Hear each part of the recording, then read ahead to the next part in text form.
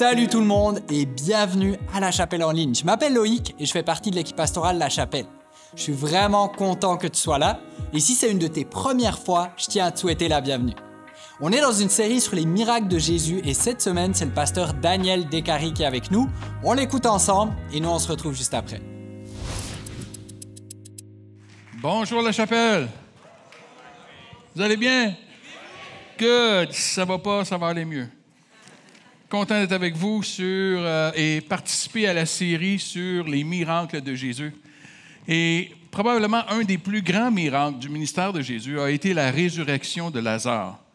Et pour trouver tout le texte autour de ce miracle-là, tu as besoin de regarder dans Jean chapitre 11, les versets 1 à 44. Alors, je ne prendrai pas le temps de lire les 44 versets là, ce matin, il y en a qui vont se reposer déjà. Là.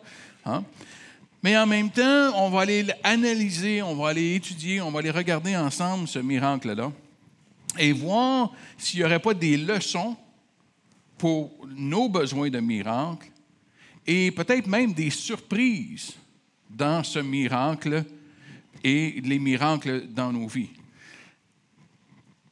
Le miracle de la résurrection de Lazare, ça donne espoir là où il n'y a plus de vie, où tout semble mort. Que Jésus est la résurrection et la vie. Et même s'il y a quelque chose de mort en toi ce matin, ça peut revivre par la puissance de Jésus.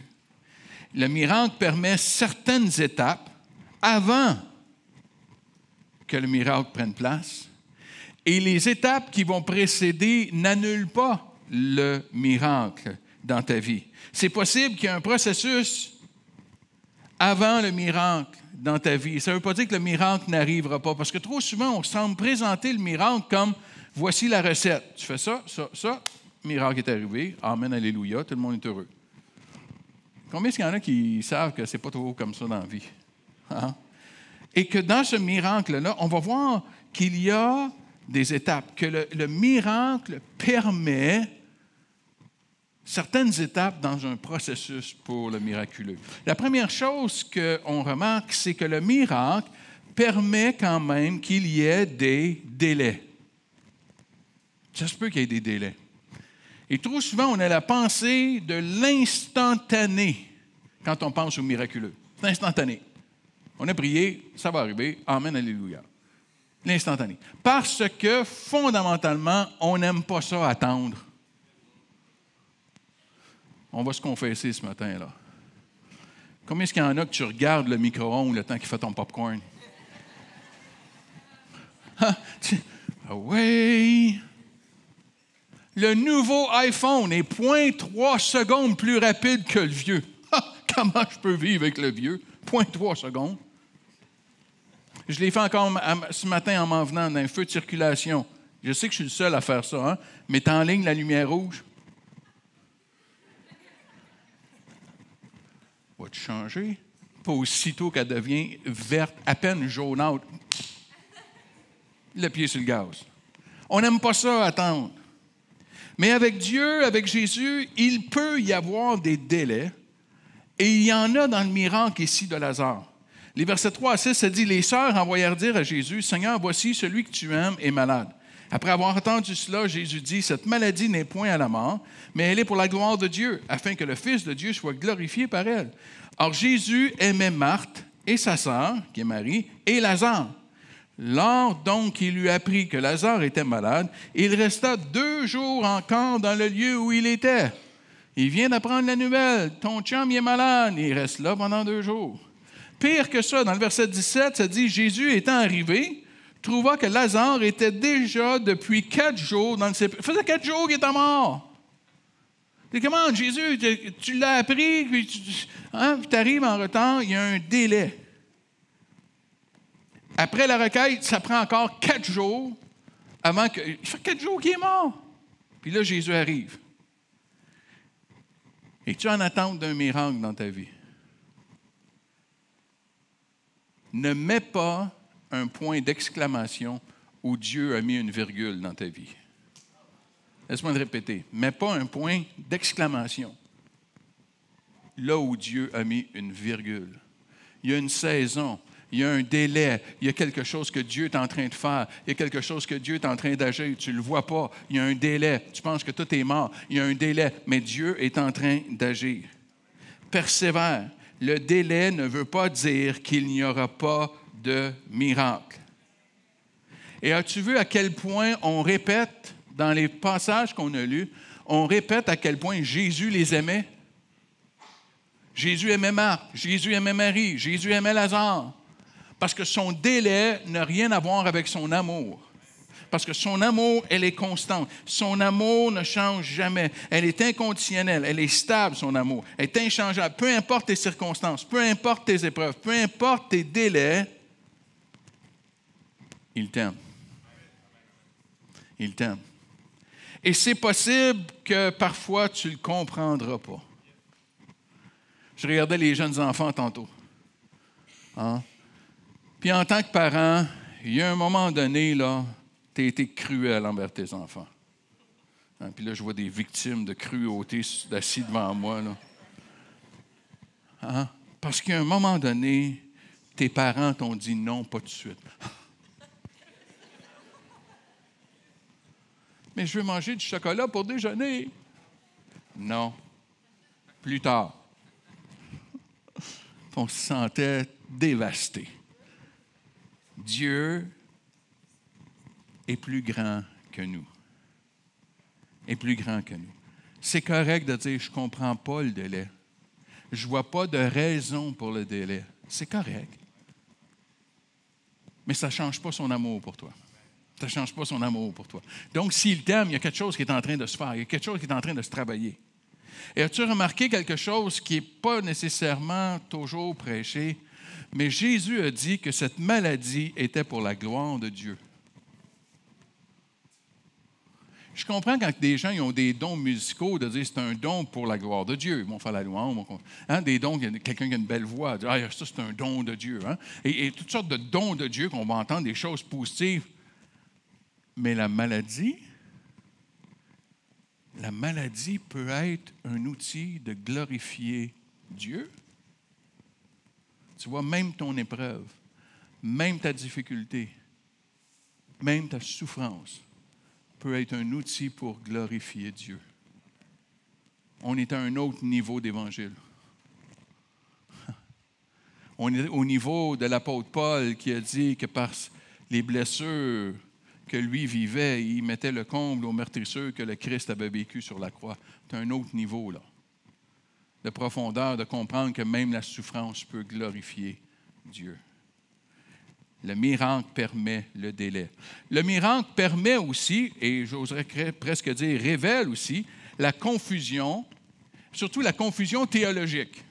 Regarde Marthe, verset 21. Marthe dit à Jésus, « Seigneur, si tu étais ici, mon frère ne serait pas mort. Mais maintenant même, je sais que tout ce que tu demanderas à Dieu, Dieu te l'accordera. » Et Jésus lui dit, « Ton frère ressuscitera. » « Je sais, lui répondit Marthe, qu'il ressuscitera, elle ne comprend rien, qu'il ressuscitera à la résurrection au dernier jour. Et Jésus lui dit, « Je suis la résurrection et la vie. Celui qui croit en moi vivra quand même, il serait mort. Et quiconque vit et croit en moi ne mourra jamais. Crois-tu cela? » Elle dit, « Oui, Seigneur, je crois que tu es le Christ, le Fils de Dieu, qui devait venir dans le monde. » OK, c'est pas ça la question, là, mais bon.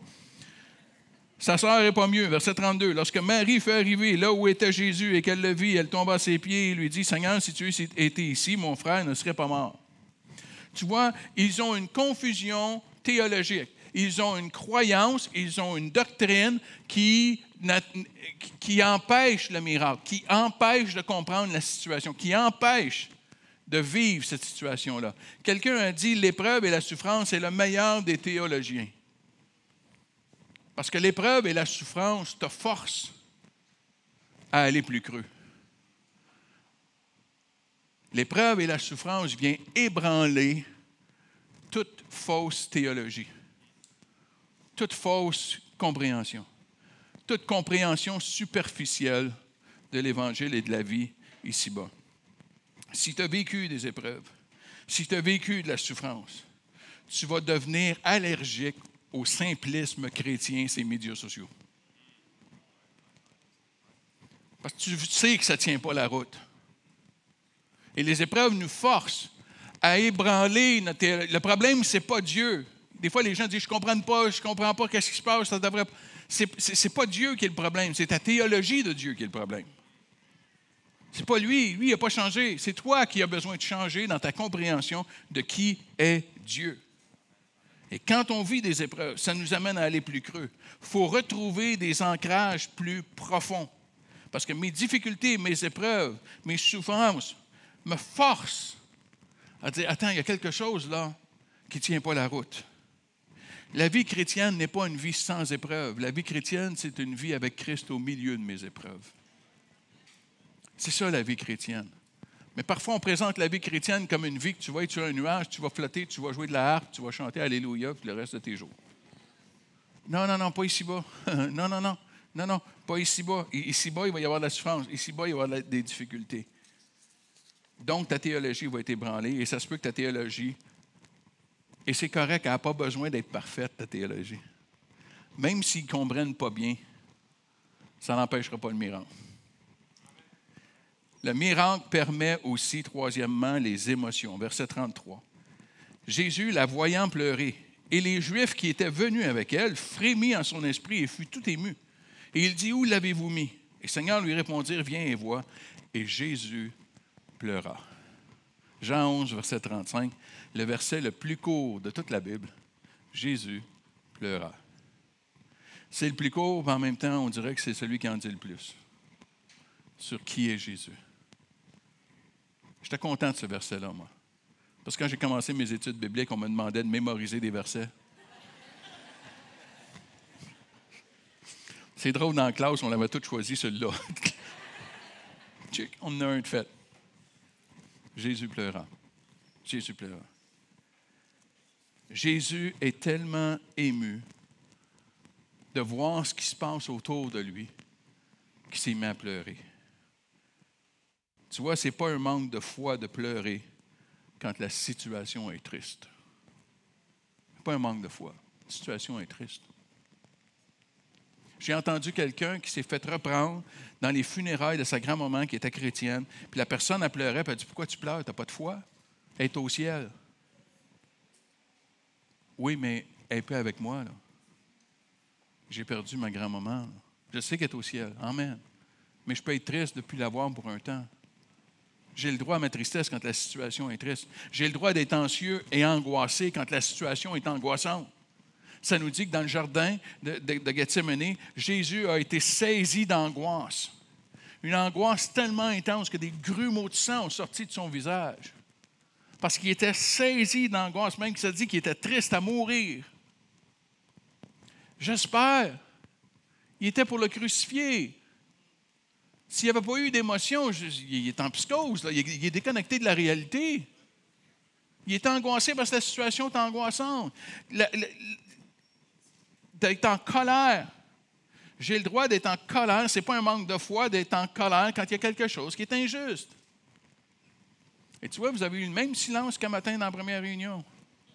Pleurer, angoisse, ça va, colère. Oups! Là, on a de la misère avec celui-là. Hein? Tu vois, Jésus me démontre et me donne le droit de vivre mes émotions. J'ai le droit à mes émotions. Accepte pas un évangile qui veut faire de toi un robot sans émotion. Qui veut t'enseigner qu'à être mature dans la foi, tu n'as plus d'émotion. Hein, pour les plus vieux, là, c'est que le modèle de cet évangile-là, c'est M. Spock dans Star Trek. Pas d'émotion. Pas d'émotion. Voici le modèle chrétien. Non. Mon modèle chrétien, c'est Jésus. C'est le seul modèle que j'ai. Et Jésus a pleuré. Jésus a été angoissé. Jésus a été en colère. Jésus a vécu des émotions et m'a dit que j'ai le droit de vivre mes émotions. La maturité spirituelle, ce n'est pas l'absence d'émotions. J'ai vu des gens pleurer dans mon bureau, pleurer parce qu'il avait vu son enfant mourir, puis il est revenu, ils ont réussi à sauver son enfant. Mais il en parlait, puis il sentait toute l'angoisse, puis il pleurait, puis il disait, je sais, si j'avais plus de foi, je ne pleurais pas. Quelle sorte d'évangile que c'est ça? Parce que mon Dieu nous a donné la capacité émotionnelle. Tu sais pourquoi? Parce que l'être humain est beaucoup plus riche avec toutes nos émotions. Mais aussi parce que Dieu a des émotions et tu as été créé à l'image de Dieu. Tu sais que Dieu a des émotions. Tu as eu de la misère tantôt quand j'ai parlé de colère, hein? Mais dans la Bible, il y a 600 versets qui font référence à la colère de Dieu. 600. Et si tu regardes bien Jésus, tu vas voir qu'il y a eu quelques épisodes de colère. Pas à peu près. Là, je sais, tu penses à renverser les tables. Oui, c'est vrai. C'est vrai. Il a éclairé à la place, ça n'a pas été long. Ça nous dit qu'il a été indigné de colère envers les disciples qui empêchaient les petits-enfants de s'approcher de lui. Je ne sais pas ce qu'il a dit, je ne sais pas comment il les a regardés, mais ils ont tous eu peur, là. Il faut que je prêche le prochain passage. Prêche-les pas, toi. Toi, tu as toujours tendance à me voler mes affaires. C'est fâchant. Jésus dit, « Malheur à celui qui fait mal à un enfant, vaudrait mieux y attacher une meule autour du cou et le jeter au milieu du lac. » Vois-tu l'image? Qu'est-ce que Jésus est en train de dire là? C'est sa colère envers ceux qui font mal aux enfants. Pas dit qu'il l'a fait. Mais tu vois, Jésus exprime sa colère. C'est pour ça que l'apôtre Paul a dit, dans ta colère, ne pêche pas. La colère n'est pas péché. Tu as le droit à tes émotions. Tu as le droit de vivre tes émotions. Mais en même temps, ici, Jésus a pleuré. Et moi, ça m'a questionné parce que je me suis dit, Jésus, pourquoi tu pleures? Tu vas le ressusciter. Arrête de pleurer puis ressuscite-le. Perds du temps, là.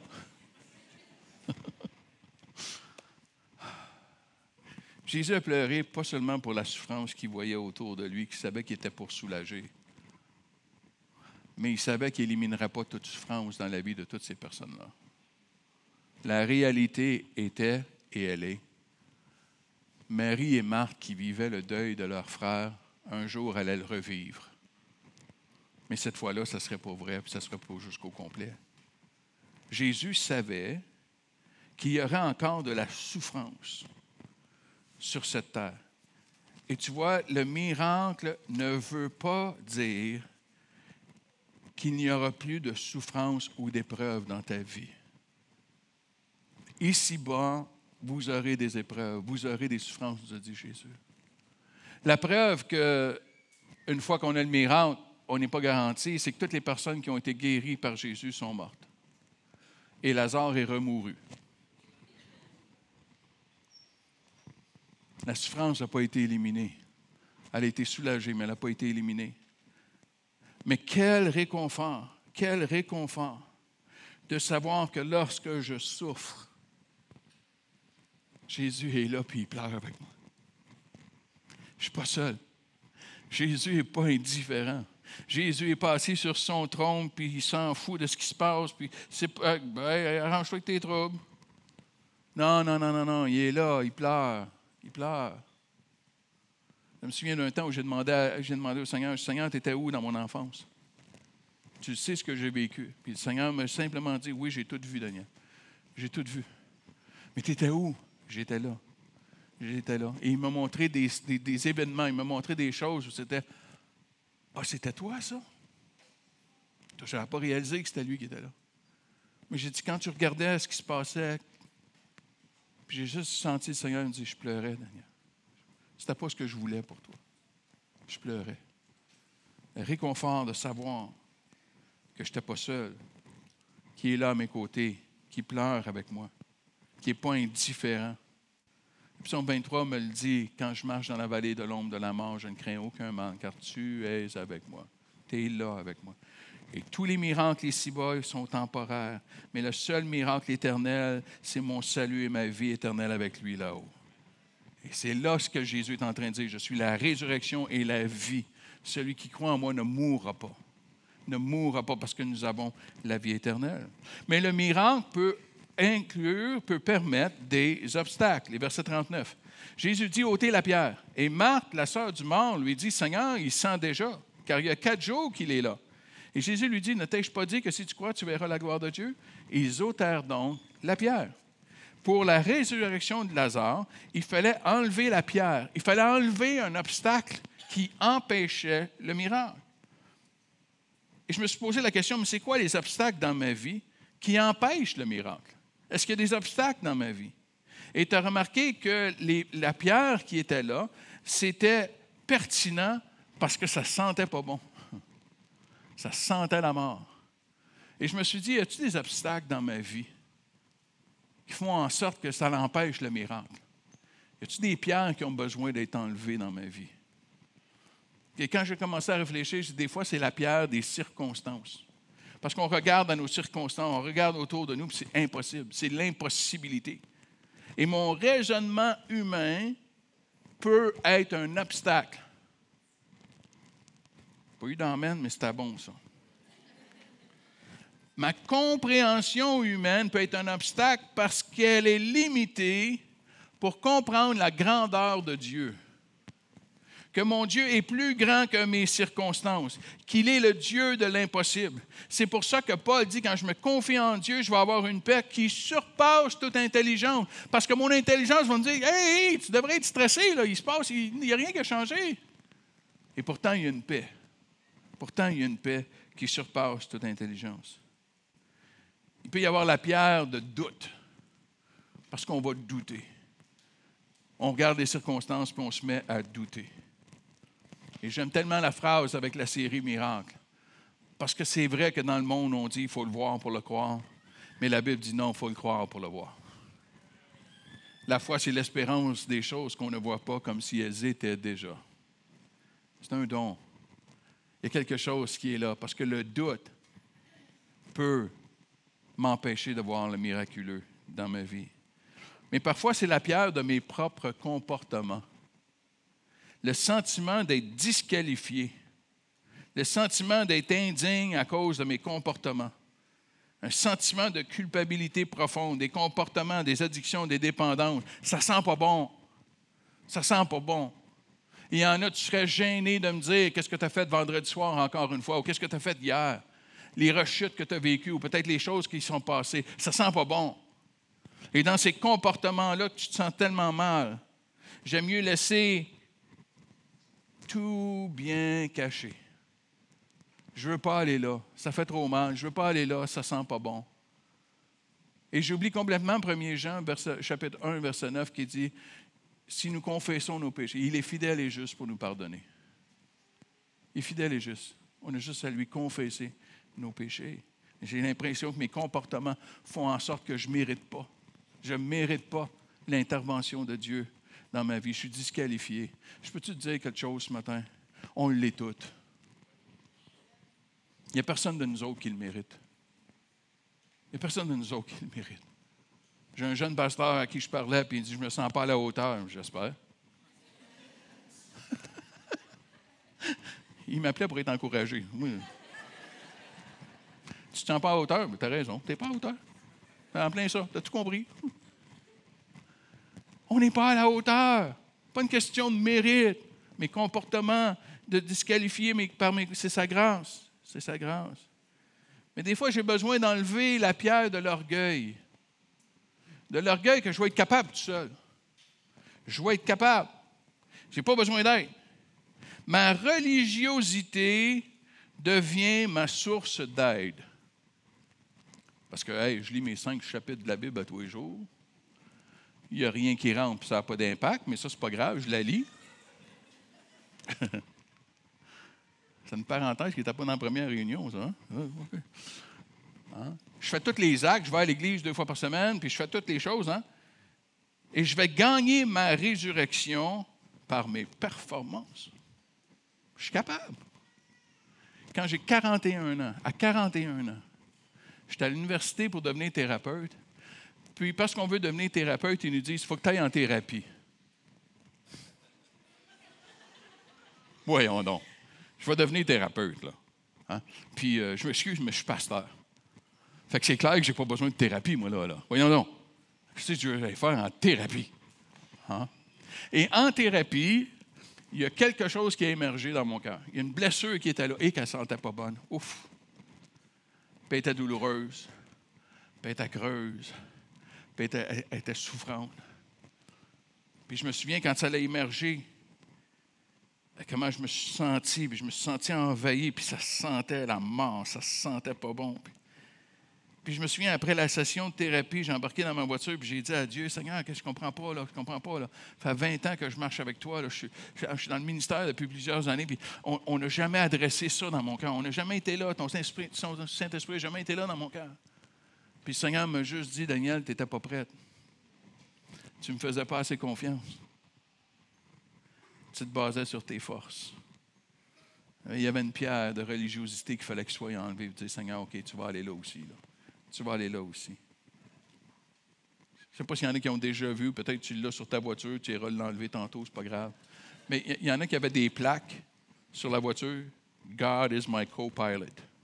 Dieu est mon copilote. Tu n'as rien compris à l'Évangile. Dieu n'est pas le copilote. Il est le pilote, le propriétaire de l'avion, le propriétaire de la compagnie aérienne. Il est propriétaire de tout. Mon orgueil, ma religiosité, mes efforts. Mais je pense que la plus grande pierre, la plus grosse pierre dans bien des vies, c'est la honte. La honte. J'ai tellement vécu d'épreuves. J'ai tellement vécu de souffrance. J'ai tellement vécu d'abus. Ça ne sent pas bon. C'est tout infesté. C'est tout sale. C'est pas bon. Puis je veux tout cacher. Je ne veux pas voir ça. Je veux tout enfermer. C'est fini, ça. J'étais un enfant, puis là, je suis un adulte, puis c'est fini, ça. Puis on met la pierre qui est là. Je ne mérite pas d'être aimé. Je ne mérite pas d'être important ou d'importante pour Dieu. Et c'est tellement faux.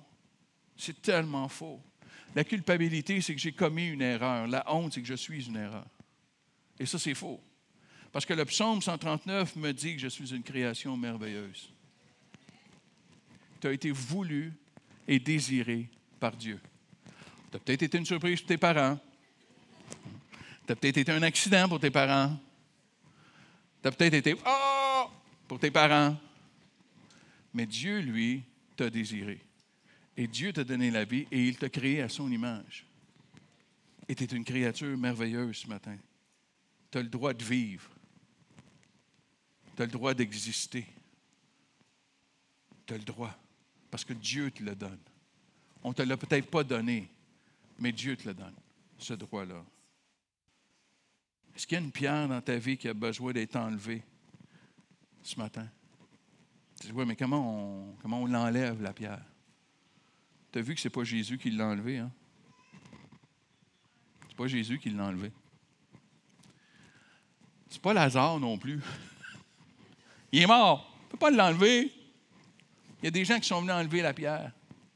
Et tu vois comment on enlève la pierre? C'est simplement en disant oui. Oui, il y a une pierre qui est là. Puis oui, j'acquiesce qu'elle a besoin d'être enlevée. Je vais avoir besoin d'aide pour qu'elle soit enlevée. C'est correct. Mais j'accepte. Dans les 12 étapes des alcooliques anonymes, la première étape, c'est « j'ai un problème ». L'admission que j'ai un problème. C'est ça, enlever la pierre. C'est ça, de commencer le processus d'enlever les pierres dans nos vies. De simplement admettre mon besoin. J'y arrive pas. J'y arrive pas tout seul. Je le sais que ça sent pas bon. Puis j'ai besoin d'aller là avec Jésus. Et le miracle permet de revivre. Verset 43. Ayant dit cela, il cria d'une voix forte, « Lazare, sort. » Et le mort sortit. Lazare, sort. Et tu sais pourquoi il a dit « Lazare, sort » ? Parce que s'il n'avait pas spécifié Lazare, tous les morts seraient sortis.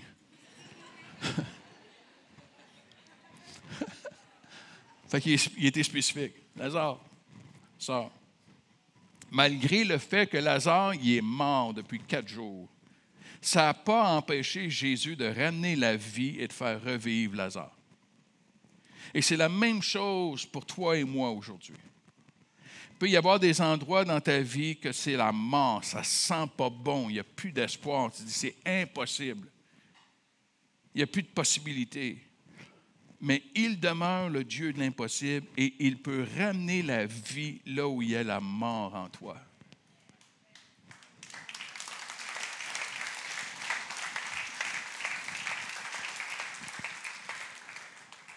Jésus est, demeure et continue d'être la résurrection et la vie.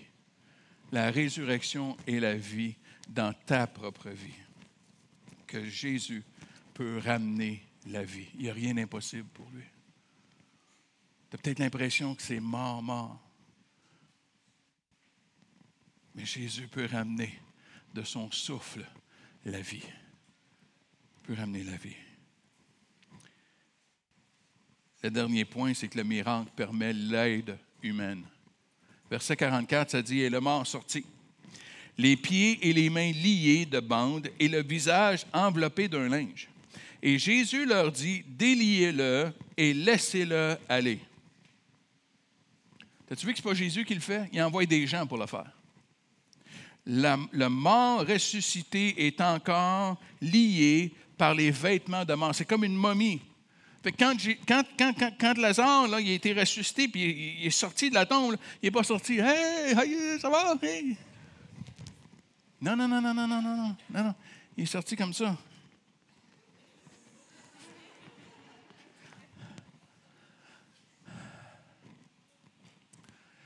Puis il y en a dans ta vie chrétienne, là, tu as l'impression que c'est comme ça que tu avances.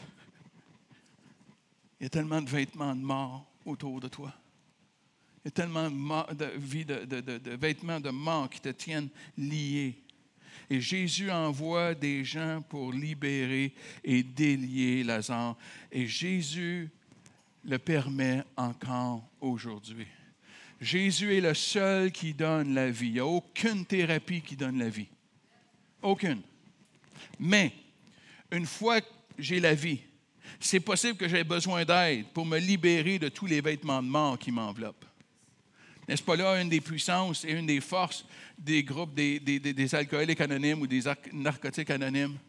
C'est que tu es dans un groupe et tu partages ton histoire, tu n'es pas tout seul.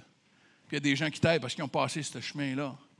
Pour guérir de la honte, on le sait que c'est d'avoir quelqu'un pour sortir de la honte, c'est d'avoir la personne qui va te raconter ses pires histoires, ses pires souffrances, ses pires abus, ses pires blessures, dans un contexte d'accueil et de non-jugement. C'est ça qui guérit. C'est ça qui guérit. Ne laisse personne te dire que si tu as juste Jésus, tu n'as pas besoin d'aide de personne d'autre. Ça se peut que tu aies besoin d'aide. Ça se peut. Et je suis content parce que cette Église y croit. Elle y croit. Il y a toute une équipe qui est en place. Elle y croit. J'ai visité une église en Europe, je ne te dirai pas quelle ville. Une grosse église.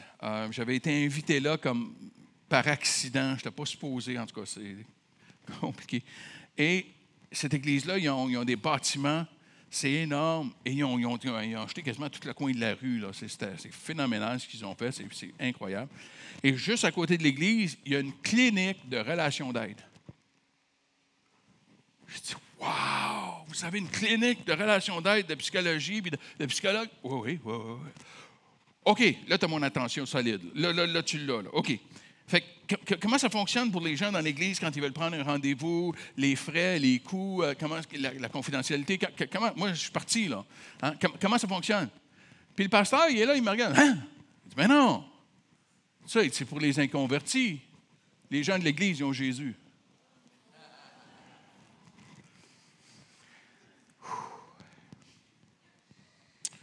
Puis je pense que ma réaction, elle a paru. Ils ne m'ont jamais réinvité. Ils ont dit, lui, il est dangereux. Il est dangereux. C'est quoi ça? C'est correct que tu aies besoin d'aide. Reste pas tout seul dans ta souffrance. Reste pas tout seul. Encore, tu dis, je crois en Jésus. Je sais que j'ai la vie, mais je suis encore pogné. Reste pas tout seul. Reste pas tout seul. Le miracle permet qu'il y ait la place pour l'aide humaine. L'aide humaine ne te donnera pas la vie. C'est seulement Jésus qui donne la vie. Mais ça se peut que tu aies besoin d'aide après. C'est ce que Saint Augustin a dit. Et si tu m'as entendu prêcher dans les derniers 10 ans, tu sais que tu as entendu cette citation-là parce que je l'ai dit quasiment dans tous mes messages. Même un message sur la dîme, je pense que je serais capable de le dire. Que l'Église est appelée à être un hôpital spirituel pour les pécheurs et non pas un musée pour les saints. De retrouver une communauté qui guérit, une communauté qui soutient, une communauté qui s'aide. communauté qui s'aime assez pour s'aider. As-tu besoin d'un miracle ce matin? As-tu besoin de résurrection et de vie ce matin? Peut-être qu'il y a des délais, tu dis, ça fait longtemps que je prie pour ça, puis il n'y a rien qui se passe. Lâche pas, baisse pas les bras. Je comprends que c'est lourd, je comprends que c'est difficile, je comprends. Puis des fois, il y a beaucoup d'incompréhension, je comprends.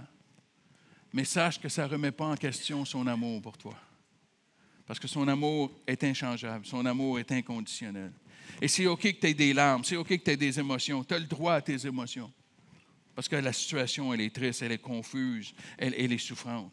Et entre dans le processus de peut-être voir, y a-t-il des obstacles que j'ai besoin d'enlever, que j'ai simplement besoin d'aide à les enlever. Mais juste d'avoir la foi que Jésus peut faire revivre ce qui est mort en moi. Que je pense qu'il mérite juste d'être mort, qu'il ne mérite pas de vivre. Tu sais qu'il y a des gens qui ont été tellement massacrés qu'ils ne croient pas qu'ils peuvent être aimés. Reste pas dans cette mort-là. Je sais que ça ne sent pas bon. Je sais. Peut-être que tu es allé dans des bas-fonds, dans les dépendances, dans toutes sortes d'abus. Ça ne sent pas bon. Mais il est celui qui amène la vie et la résurrection. Accepte et demande de l'aide. Reste pas seul. Puis je veux t'encourager, si tu aspires à peut-être vouloir t'impliquer puis faire de la relation d'aide. Peut-être que c'est quelque chose que tu considères à aller étudier en psychologie. Est-ce que je peux étudier en psychologie et demeurer chrétien? La réponse, c'est oui. Souviens-toi juste de qui donne la vie. Et souviens juste de ton rôle d'enlever les vêtements de mort. Mais je veux t'encourager parce qu'il y a des gens qui ont besoin. Je veux t'encourager dans ça. Mais surtout, versets 25 et 26, Jésus lui dit, « Je suis la résurrection et la vie. Celui qui croit en moi vivra quand même, il sera mort. Et quiconque vit et croit en moi ne mourra jamais. » Crois-tu cela ce matin? As-tu cette assurance de la vie éternelle ce matin? D'avoir dit oui à Jésus. Seigneur, j'ai besoin de toi. Tu vois, c'est ça d'enlever la pierre. C'est juste de dire, j'ai besoin de toi. Oui, mais je ne comprends pas tout dans l'Évangile. Je ne comprends pas tout cette affaire-là à propos de Jésus. Ça fait plus de 40 ans que je suis avec Jésus et je ne comprends pas tout. Mais je comprends ceci. Lui seul est la source de vie que j'ai besoin. Ça, je l'ai compris. Je ne comprends pas tout. Mais j'ai compris que j'avais besoin parce que seul, je suis mort. Ce matin, tu peux ouvrir ton cœur là où tu es. Est-ce qu'on peut courber nos têtes ensemble?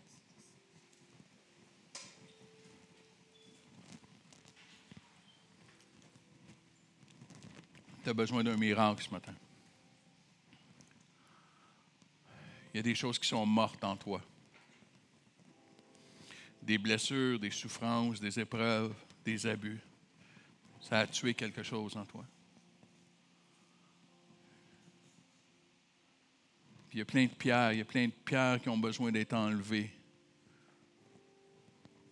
Et ce matin, je veux prier pour toi, pour t'aider justement à enlever les pierres. Je veux prier pour toi. Tu dis, j'ai plus d'espoir. C'est correct, je comprends. Moi, j'en ai.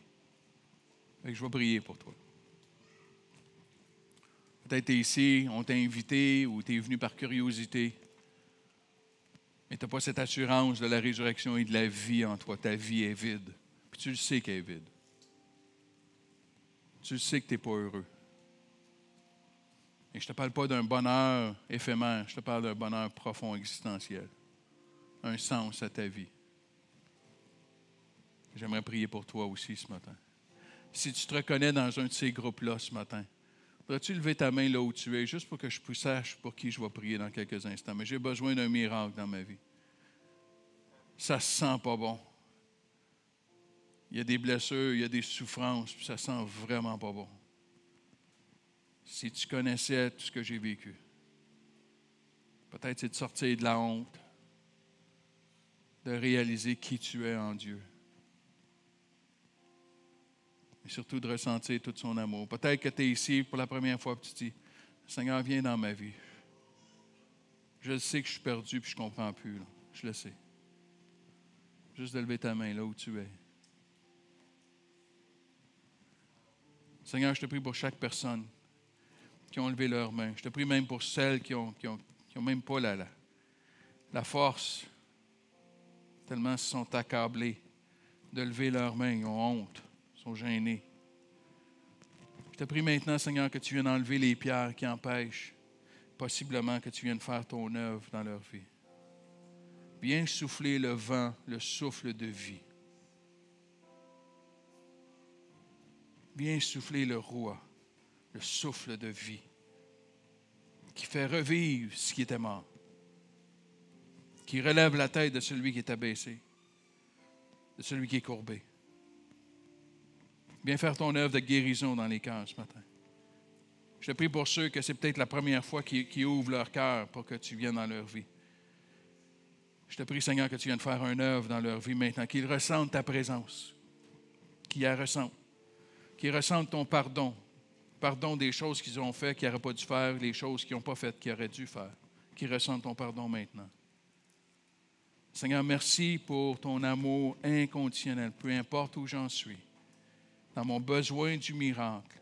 Restaure mon espoir, mais surtout garde mes yeux fixés sur toi, parce que tu es ma résurrection, tu es ma vie. Et c'est toute l'éternité qui m'attend. Là où sera ma vraie délivrance de toutes les épreuves d'ici-bas. Mets ta main sur chacun de nous, je te prie, en ton précieux nom, Jésus. Tout le monde a dit Amen et Amen. Est-ce qu'on peut se lever ensemble et aller dans la louange pour proclamer notre Dieu?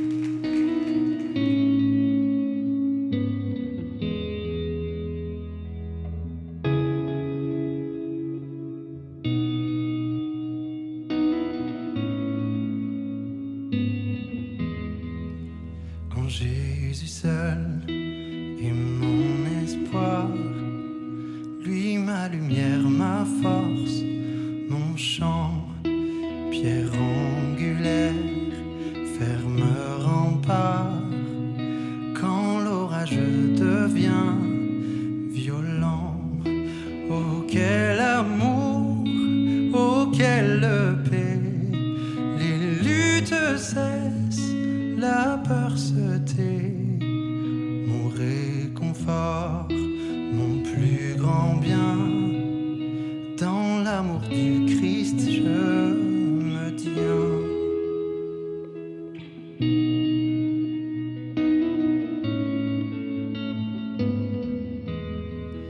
En Jésus seul, Dieu s'est fait chair, il s'est fait homme, oh quel mystère, ce don d'amour, de sainteté, haï par ceux qu'il vint sauver.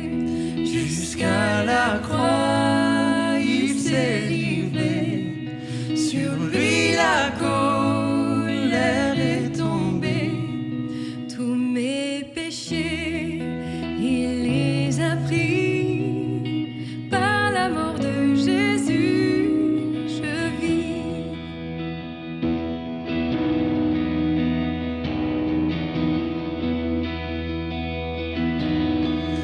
Là dans la tombe, il reposait, vaincu au milieu des ténèbres.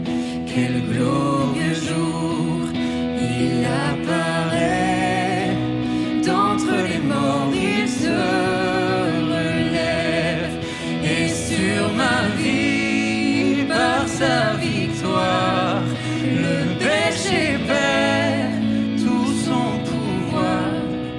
Il est à moi, je suis à lui, racheté par le sang du Christ.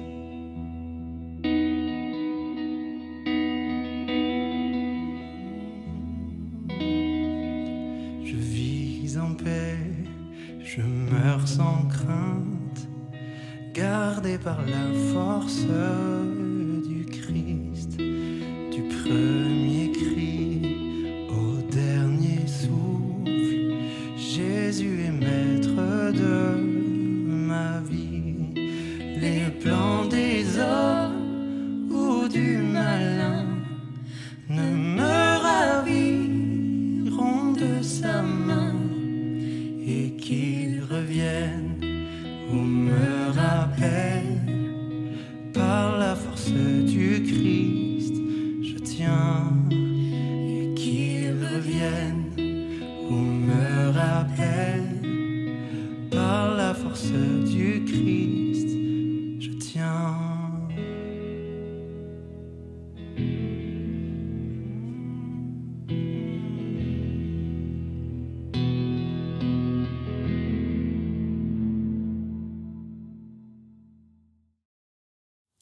Merci Daniel pour le message d'aujourd'hui.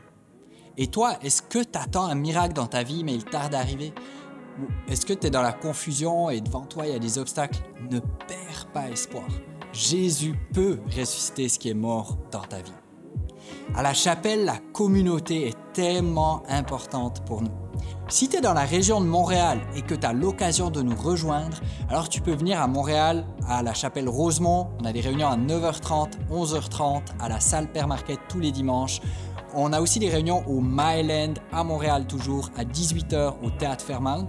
Et on se retrouve à Gatineau, à 9h45 au Cinéma Star Cité. Ce serait vraiment le fun de te voir en présentiel. Habituellement, on a un after en ligne tous les lundis à midi, mais il est en pause pendant l'été, alors check les réseaux sociaux, on va te dire dès qu'on reprend. Merci pour ta générosité semaine après semaine. C'est grâce à tes dons qu'on peut vivre l'Église en ligne ou en personne. Ça contribue aussi à différents projets de J'aime ma vie. Tu peux donner par notre application mobile ou en te rendant sur notre site web. Et merci d'avoir été avec nous aujourd'hui.